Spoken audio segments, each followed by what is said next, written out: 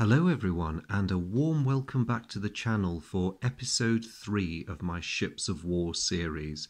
The series on the channel in which I look at vessels that are represented in some of the war games that I own, and it's an opportunity for me to just talk about the historical importance and context around these vessels, and also to examine the way in which they are treated in the game that they're a part of. So really just judging, as far as I'm able to, how fairly they've been represented by the game system.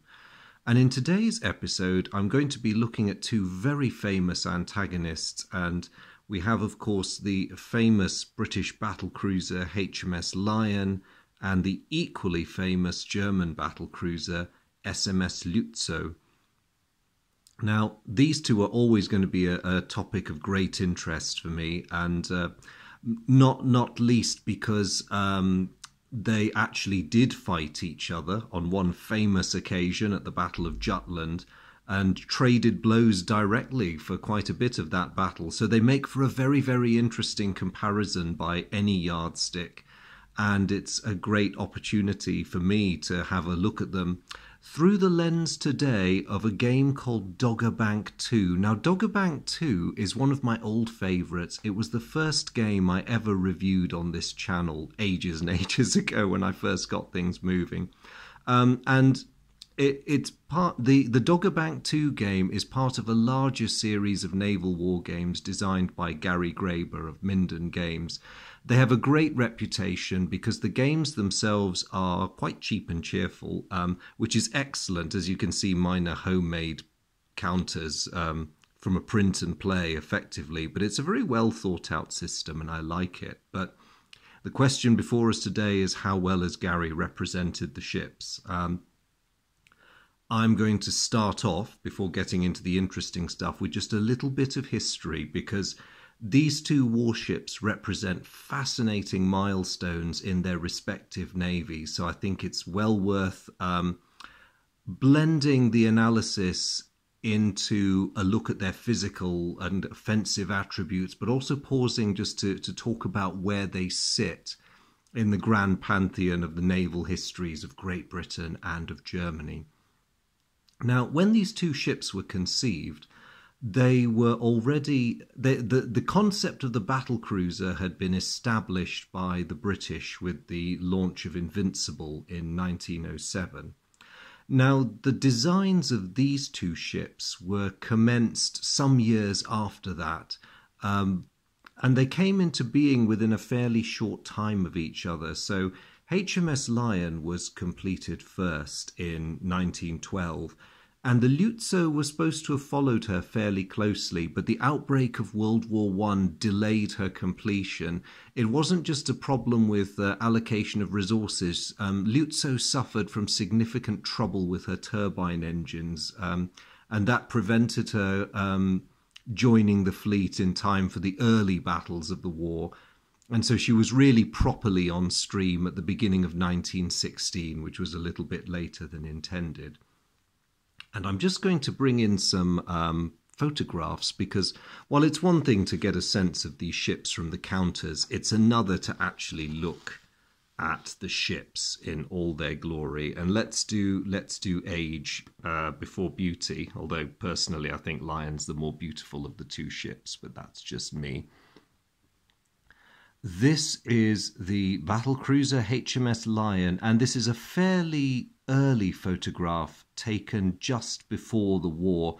And the big clue is her pole foremast. There's various things that give the date away in this. The height of the mast is one. Fairly early in the war, British capital ships had their foremasts shortened because they really didn't need that height anymore with the more advanced wireless sets that were becoming available. And even for signalling purposes, you didn't really need anything that high. So this is a pre-war photograph. You can see it's a pole mast, and it's set forward of the ship's forefunnel. Now, I've picked up on this because as built, this class of ships had the mast as a tripod, but was mounted aft of the forefunnel. This proved to be a bit of an error for reasons I'll elaborate on more in a minute. But effectively, that mast arrangement needed to be changed. And just before the ship was completed, it was changed at great cost. So the mast was now positioned before the funnel. And you can probably guess why, because at full speed, an awful lot of smoke and heat would be coming out of these things. And there's your foretop, your spotting top. And unfortunately, it was discovered on trials that that anyone up there was basically smoked and or cooked out of their position. A serious, serious flaw. Now, I've picked up on this because while there's a lot of similarity between Lion and Lutzow, both of them represent major advances in the battlecruiser designs of their respective nations. But behind the apparent successes of these two ships, the British success with the creation of the Lion class concealed an awful lot of rather serious shortcomings, whereas by contrast, the apparent success of the German Derfflinger class, of which Lutzow was a member. This is actually a picture of Derfflinger. I'm afraid very few good pictures of Lutzow exist, for the simple reason that she has the notoriety of being perhaps the shortest-lived battlecruiser of all time. She was in service less than a year when she was sunk. So as a little aside, this is Derfflinger looking a little sad after she's been surrendered to the Allies at the end of the war. But in terms of design, the very apparent German success was also a very real success.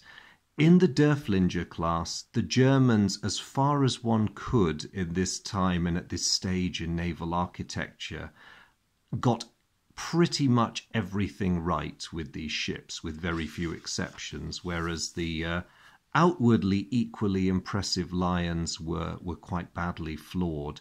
And I'm just going to talk a little bit about that, because I've already mentioned the problems with Lion's foremast, but there were some other issues with her design. So British practice was to have a battleship class and to create what you could call a cruiser homologue to that class. So the Invincibles, for example, were the battlecruiser equivalent of the original HMS Dreadnought. And the Lion class were offshoots of the British Orion class battleships. Now, the Germans followed a fairly similar practice, but whereas they seem to have done things fairly sensibly, the British were very obsessed with obtaining a high speed as well as high hitting power. And what this meant in practice was that the Orion-class battleships birthed a battlecruiser that was in effect 150% increase on them in terms of mass and overall dimension. And the reason for that was the pursuit of speed. But unfortunately, what you were left with was not only these smoke-belching funnels to service the 40 or so Yarrow boilers that were housed within this enormous hull, but it also meant that certain things had to be skimped on in the interests of weight. So, in keeping with British design practice, these ships were actually fairly lightly armoured. I'll go into the details of armour protection later in the video, but suffice to say that a vessel this size, which would dwarf a dreadnought battleship, was nowhere near as well armoured as a dreadnought battleship. The other problem was the placement of turrets. Now, the Orion class had two super-firing turrets aft. Basically, super-firing is when they're mounted overlapping, as with their two forward turrets, and also an amidships turret. So the battleships had 5 turrets. The battlecruiser equivalents only had 4. Now, this was not necessarily a problem, provided you sighted them well. But unlike the German ships, which, as you can see from the photograph, also had 4 turrets, they had 2 aft two forwards, all super firing. In the Lions, you had two super firing turrets there, one turret aft and another turret very awkwardly placed in the center of the ship. And this, of course, had really badly restricted fields of fire. Again, I'll go into a bit more detail about that later when I'm comparing the vessels, but suffice to say it was a bit of a disadvantage. It was a very awkward internal layout for a ship like this, but it was also dictated partly by the need to build in the right kind of machinery to help the ship achieve a very high speed. And so the best placement that could be worked out at the time was the amidships one, because that allowed them to cram in the boilers and not interrupt the turbines. It was a compromise, possibly of the worst type. So all these lessons were not immediately apparent when the ships were completed, and it wasn't helped by officialdom boasting that the Lions were incredibly powerful ships, which they were, but with battleship scale protection. That was nowhere near the truth. A lot of fibs were also told and leaked to the British and foreign press about how they could easily exceed 30 knots, which in service they most certainly couldn't. The Germans were somewhat more cautious with Derfflinger and later Lutzow. They never made quite such crazy claims for what these ships were able to do. And in a sense, that helped to do them a favour, because there was very little wrong with these ships anyway. They had respectable machinery, despite Lutzow's initial problems, and they were a pretty good design by comparison. To my mind, I realise there's much debate about this because both classes of ships have their fans and their detractors. Compared to what came before, in Germany's case the Seydlitz class, and in Britain's case the Indefatigable class, these ships were a quantum leap improvement on those classes, but for the most part the German solutions to making a better ship were the right ones. I will say the British were on the right track, but the execution was sadly lacking. But anyway, more on that in a bit. Let's just go back to the ship counters for now. So just to give you an idea of the topography of these things and what all the numbers mean, you've got in the top left corner the ship's tonnage, so 26,000 tons for Lion and 28,000 tons for Lutzow. I'm just going to comment and give you a little qualifier here, because those quoted tonnages are the ship's light tonnages, so with only partial or minimal loading. When these ships were fully crewed, fully armed, as in their magazines were full and their bunkers were full, they weighed in at a great deal more than that. At maximum loading, Lion would have been in the order of 29,700 tons, pretty much almost 30,000 tons. And Lutzow would have been significantly over 30,000 tons. We're talking about 30,500 tons, fully loaded, fully crewed, under wartime conditions, and both serving as flagships of their respective squadrons. So you would have had a lot of extra people on those ships, and that does take up weight. The next bit is their armament, and partly because of space, but partly because in this kind of scenario, for dreadnought era combat at sea, the only armament that truly counts is your main battery. So in Lion's case, she has 8 of the 13.5-inch guns, and Lutzow has 8 12-inch guns. Now, just a quick word about these weapons. The British 13.5-inch gun was an extremely effective naval gun. These were powerful weapons. They had good range. They were very reliable. They were very well constructed. And they not only were they built to last quite a long time, you could get a very good number of shots out of them before you needed to worry about replacing the rifling or changing the gun out altogether. And despite a low muzzle velocity, they could hurl a shell an impressive distance, actually far beyond the ship's ability to land the shell accurately. Much the same was true of the German 12-inch gun. It had a higher muzzle velocity than the British 13.5, which helped give it that extra bit of range. These 12-inch were somewhat longer range than British 12-inch naval rifles, but not by much. And the high muzzle velocity, while it was useful for that purpose, also meant that they tended to wear out quicker. With some of their naval rifles, the Germans did turn them out with less of an eye to quality and finish, which meant that although you could manufacture them more quickly, they tended to wear out slightly faster than their British counterparts. But all things being equal, they were fairly closely matched. Now, as I'm on the subject of the guns, the numbers that are sort of on their sides here are basically the broadside, forward firing and aft firing strength of the ships. And this has been calculated on the basis of their throw weight in terms of how much metal they can put in the air with a full, either with a full broadside or with every gun that can bear firing ahead and aft. And on the whole, I think these numbers are fair. I'm not going to go into the maths of it too much because, as I've mentioned in a previous video, the Naval Weapons or NavWep site online gives you all the ballistic data and weight of shell for these weapons. So in terms of how much metal 8 13.5-inch guns could put out versus 8 12-inch, a ratio of 16 to 14 respectively is pretty much on the money.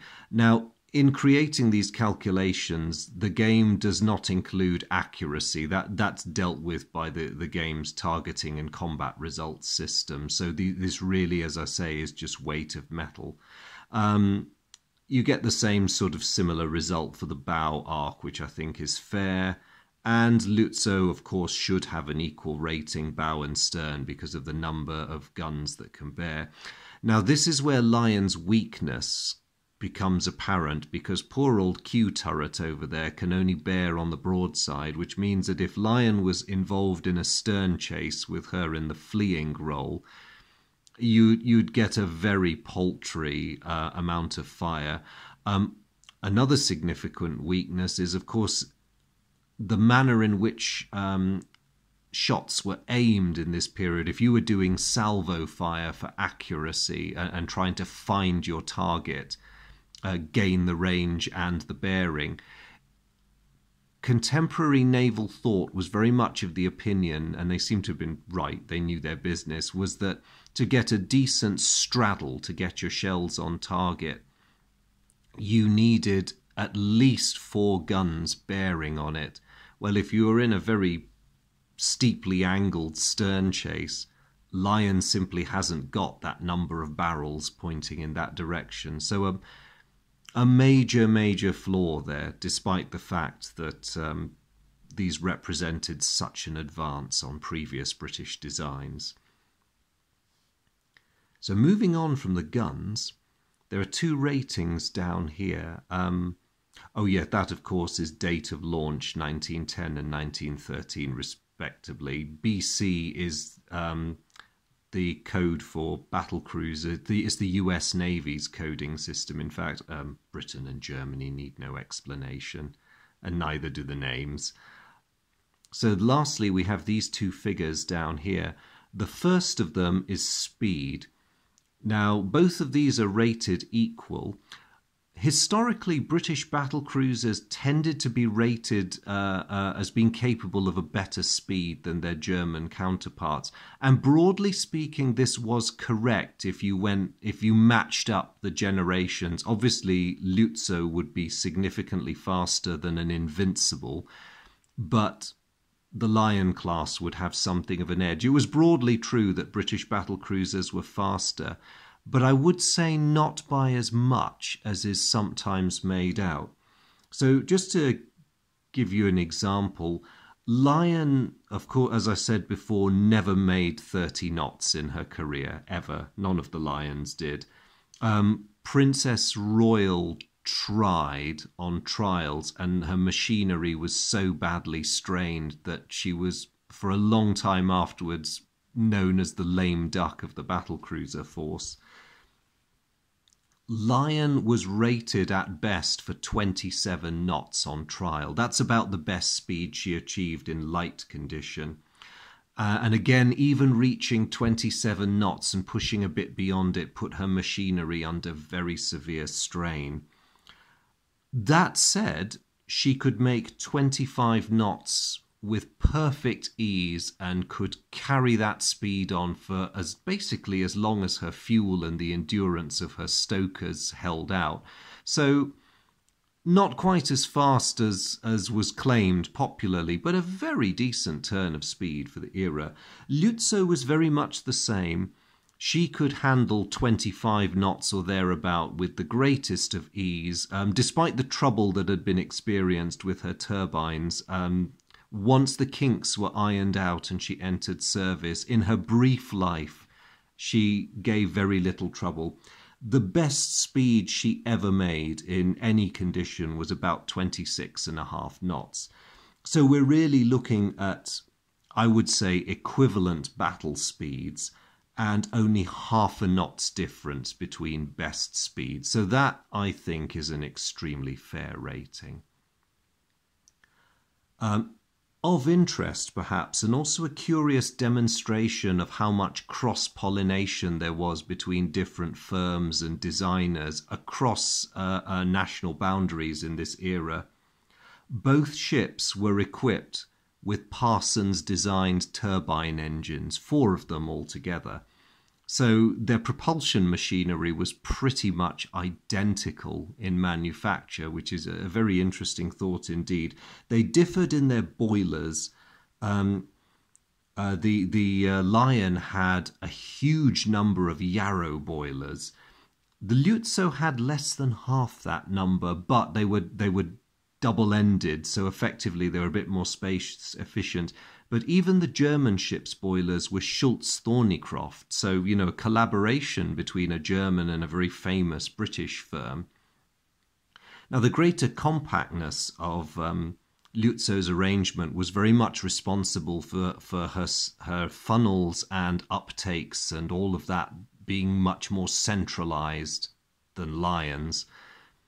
I mean, Lion had a ridiculous number. As I said earlier, it was about 40 boilers altogether, which is, it sounds crazy, but you needed that many of the Yarrow type to generate that kind of propulsive power. And unfortunately, the price that was paid was this rather peculiar layout.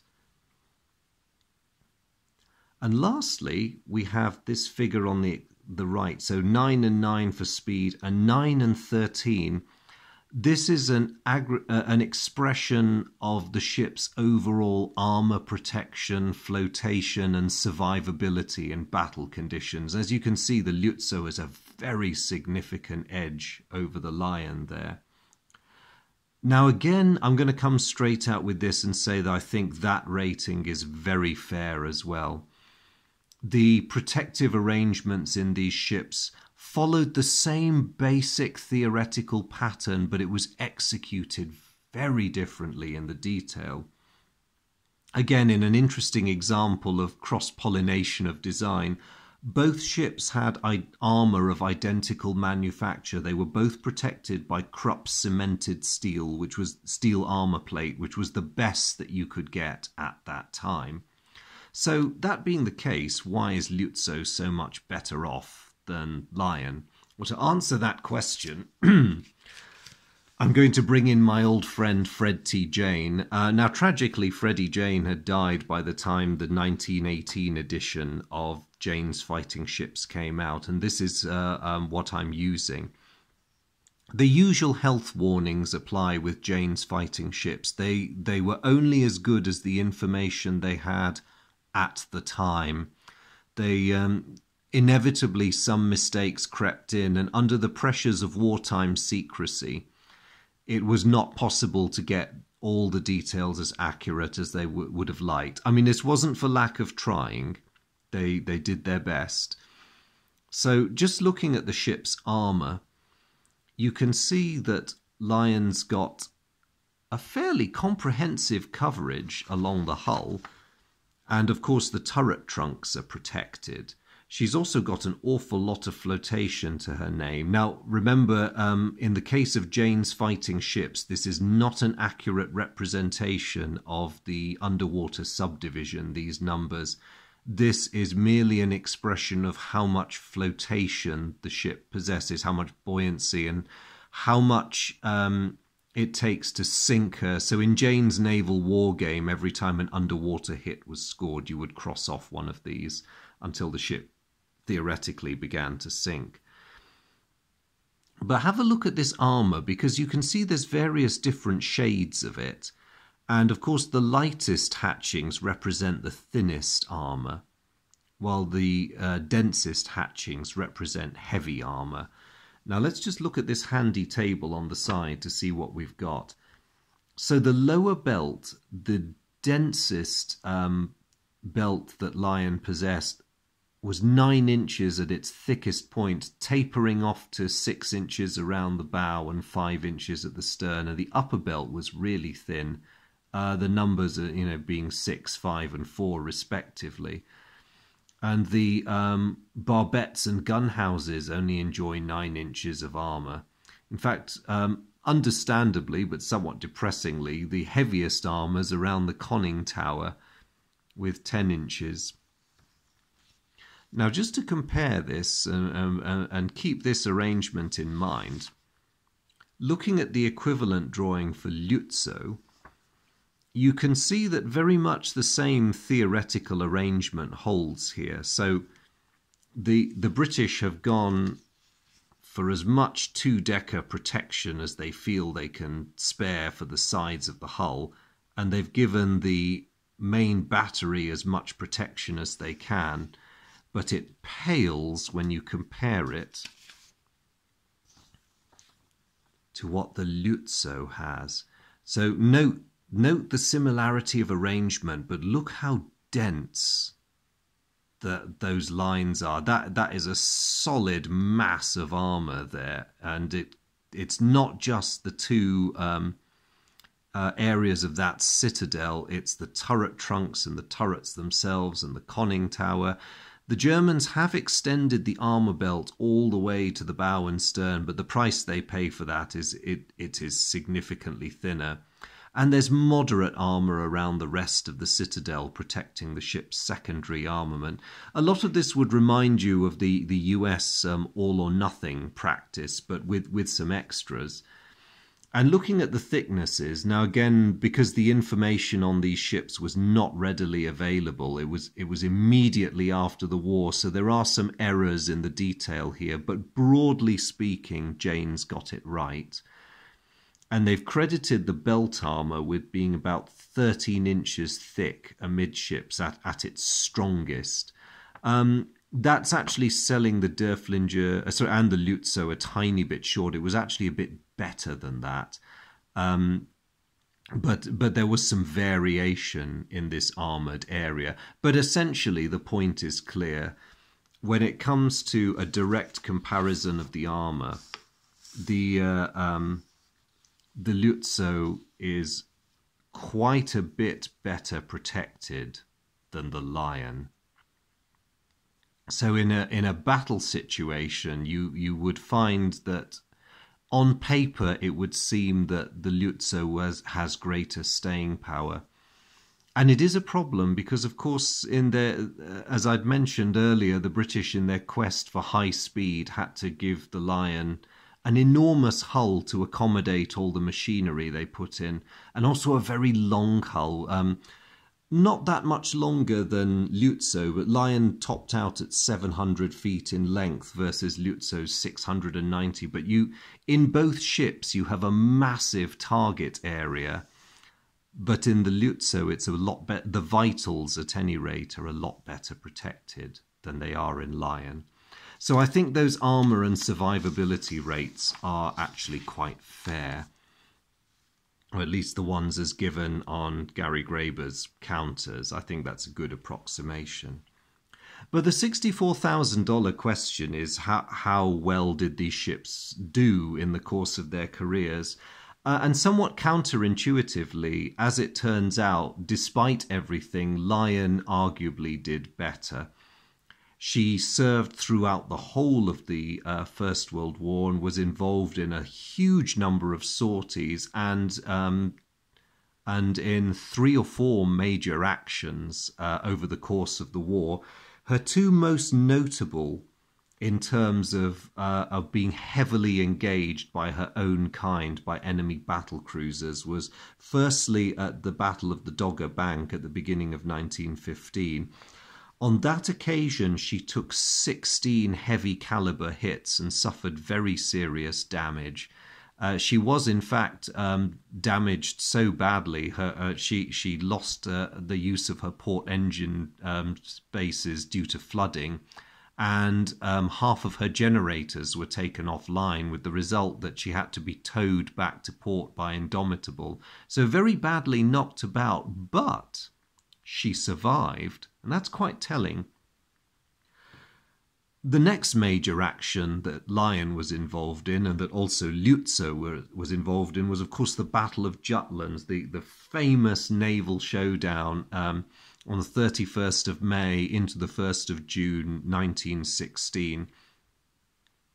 And the first part of that battle, the so-called run to the south and the run to the north, those first few hours are dominated by the clash between the British and German battle cruisers. The Germans were materially aided by very poor British gunnery in the early stages of the fight. But what makes it very interesting is that Lion and Lutzow, for most of these early phases, were shooting directly at each other. And over the course of this day, Lion took 13 hits from Lutzow. And these ranged in severity from the odd shell that did nothing more than superficial damage, or that just burst harmlessly against the stronger bits of her armour. But one of them was very serious. One of the hits actually landed squarely around here and ended up blowing the roof off Lion's Q turret. It essentially knocked the turret out. And it created the conditions that very nearly resulted in the same sort of cataclysmic magazine explosion that destroyed Lion's near sister, Queen Mary. Now, fortunately, the order was given in time to flood Q Turret's magazine before a fire developed, and that saved Lion. She limped back after the battle with one turret completely knocked out, and the rest of her quite a mess. But she came back. A lot of people are used to the narrative of British battleships being a bit like tinderboxes and blowing up at the slightest provocation. In 3 cases, this was true. But it should also be remembered that with the exception of HMS New Zealand, the rest of the British battlecruiser force took a severe drubbing, but nonetheless came back. Now, what happened to Lutzow? In contrast to Lion, her gunnery was excellent. Lutzow's crew performed admirably. But even this and the initially poor British gunnery did not save the Lutzow from a bit of a pounding in return. And by the time evening was beginning to draw on, Lutzow had suffered a total of 24 heavy caliber hits. Now, these ranged from 12-inch all the way to the 13.5-inch of the better British battle cruisers. Lion may have scored as many as half a dozen hits on her, among other vessels. But all the way up to the massive 15-inch guns of the British Queen Elizabeth-class dreadnought. So Lutzow took a pounding. And unfortunately for her, it was the very last few hits scored on her that seemed to have caused the fatal damage. At the time the so-called death ride of the German battlecruisers took place, Lutzow had very successfully engaged the Invincible class battlecruisers at the head of the British battlecruiser line, and They'd been trading broadsides, and the light and the fog and the visibility conditions had shifted to a point where the British were being favoured. Lutzow's last success in the battle was to land a hit that cataclysmically destroyed the British battlecruiser Invincible. But by a terrible twist of fate or irony, some of Invincible's last shots, mere 12-inch weapons, which Lutzow's armour was actually designed to defeat, scored a devastating hit close to the waterline forward, and they damaged Lutzow's torpedo flat. She had a submerged torpedo compartment there, which was enormous, and although it was sealed off, the flooding that took place as a result of those hits, along with earlier shell damage that was letting in quite a lot of water, meant that Lutzow was now barely manageable. She was able to limp away from the pursuing British fleet, but it was decided after some time that she was in no condition to return to Germany, and they did not want her caught helpless the next day. So all the crew that could be rescued were taken off by a German destroyer who then scuttled the ship. And that is how the brand new Lutzow came to be in service for less than a year, really. Out of all the battlecruiser losses on both sides that day, Lutzow was arguably the most serious because she was the most modern and powerful battlecruiser to be lost on either side. The British famously lost 3 battlecruisers, but 2 of them were members of the older Indefatigable and Invincible classes. And aside from the incredibly tragic loss of men, as tactical fighting units, their value was limited. Queen Mary was the most valuable loss to the British that day. But even she, an improved Lion, paled somewhat in contrast to the Lutzow. And to be fair, that class had already been superseded because among the ranks of the British battlecruiser squadron was the very new HMS Tiger, which would have been a much better match for Lutzow. Had she been a bit better, I'll say a bit better worked up. The quality of her crew, not necessarily any fault of theirs, left a bit to be desired, and her gunnery reflected that, as did so many other of the British battlecruisers that day. So in one of the weird ironies of war, the weaker ship was the one that went on to have the very successful career, and the extremely powerful ship was the one that was destroyed in her first major action. So, as I say, I think these two are quite well represented in Gary Graeber's game. I think that if you were to pit them against each other in this game system, Dogger Bank 2, you would find historical results obtained. And in fact, out of all the types of actions you get in Graeber's game series, I like Dogger Bank 2 the most because the battlecruiser actions tend to be the most interesting and dynamic. Now, just to sum up, tragically, given what happened to her, I do think that Lutzow was a very fine ship, a really, really good example of lessons being learned from early classes and applied to the design of a vessel, which is a major leap forward. Lutzow and her 2 sisters were, well, Hindenburg was a near sister, but similar enough that I'll put them together, were a major step in the right direction in German battlecruiser design. The Lion class have many fans, but I'm afraid I'm not particularly one of them. I would never argue that they were not magnificent ships, beautiful to look at, imposing, impressive, very fine, visually at any rate, examples of British naval architecture. But I also think that in many ways they were inadequate vessels, expensively inadequate, very costly, to a point where they were almost unjustifiable. When these were being completed, the design that was going to become HMS Tiger was already established, and To be perfectly honest, I firmly believe the British would have been better off with 3 more Tigers rather than the Lions and Queen Mary. Overall, I don't believe these vessels were a good investment for the British. They did not adequately reflect lessons that should have been learned from earlier battle cruisers. And to my mind, the most glaring errors were the sacrifice of protection in the attempt to get speed, and also the sacrifice in offensive power in the quest for speed. Because really, if you were going to produce a reduced Orion class ship with 4 turrets instead of 5, for goodness sake, put the other turret there. But I do understand that in terms of the ship's internal layout, the arrangement of the boilers and engines forced the acceptance of this really awkward and clunky arrangement because the alternative was not perceived to be better in the pursuit of speed.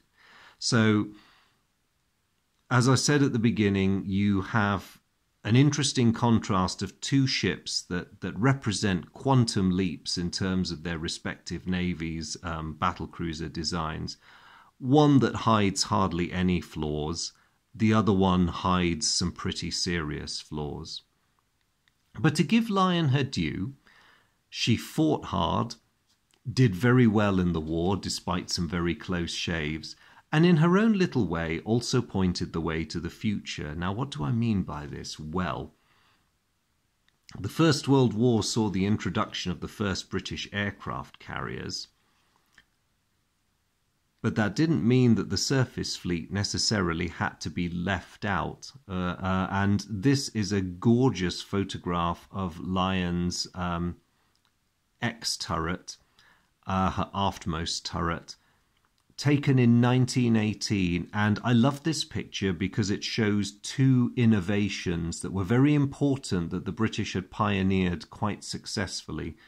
The first one is the bearing markings on the turret, and this was a very important gunnery aid when you were doing squadron firing because it told the vessel behind you what bearing you were firing on, and that was an important piece of data if you wanted to either share target or get a bearing on an equivalent target. It was a very useful bit of information, and it was complemented by, you can't see them in this photograph, but very primitive range clocks that were mounted quite high up in the superstructure, again so that the ship immediately following you could benefit. But equally, if not more important, we have this fantastic launching ramp for a Sopwith up there. And these were primarily conceived as anti-Zeppelin weapons, but they could down any snooper, really. And the elegant simplicity of it all was that rather than turn the ship as you'd have to with the conventional aircraft carriers of later years, you could maintain your course and just rotate your turret so that the platform was facing into the wind, and so that your incredibly brave lad could take off and hope for the best. There were even fairly basic methods of recovery. Basically, it involved the plane ditching and a destroyer rescuing the engine, which was the more important part, and the pilot, which was the equally important part. But unfortunately, lovely details like this do not feature in Gary's game, so I won't dwell on them. But I did want to show you that awesome little bit. Of course, Lutzow didn't live long enough to ever try anything like that, and I don't think the Germans really experimented with shipboard aircraft. But there we go. I realise this has been rather a long episode by Ships of War standards, so I will leave it there with the closing stage being rightly given to these 2 great famous antagonists. I hope you've enjoyed this and found it interesting. If you haven't tried any of Gary Graeber's naval games, I would really recommend them. They're great fun. And I hope that I have done these 2 ships a bit of justice with my analysis tonight. So it just remains for me to thank you very much for tuning in. Your company, as always, is greatly appreciated, and I look forward to seeing you again in the next video. Bye.